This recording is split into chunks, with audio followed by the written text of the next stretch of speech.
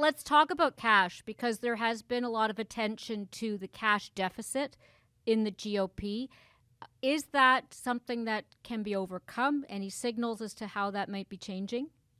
Sure. I think the biggest signal is looking at the last election where the conventional wisdom was that Sarah Gideon, Amy McGrath, and Jamie Harrison were going to become the newest Democratic senators and oust Susan Collins, Mitch McConnell, and Lindsey Graham. And as we all know, that didn't work out. All three of them had more money, spent more money, and yet they all lost. And it wasn't even really all that close in any of those races. So, money matters.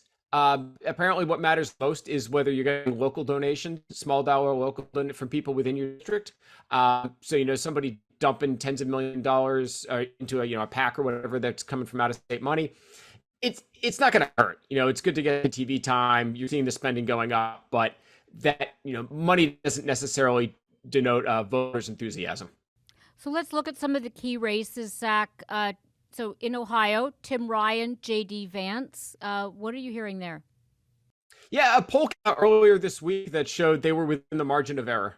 And, in that case, total flip of the coin as to who would win right now. There's plenty of time left. We did report earlier that a lot of people investors who gave J.D. Vance money early on his investment days have not donated to him, which I thought was pretty interesting. But that race is a toss-up.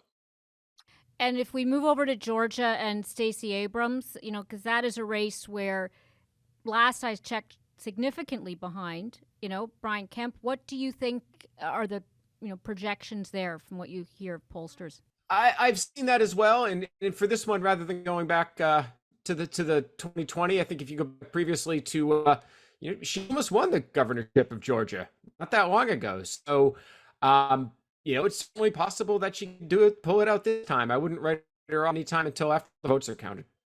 Is there anything around the rise of Herschel Walker on the Senate front that you think tells us something about just the sort of shift in voter patterns that's happening in Georgia right now?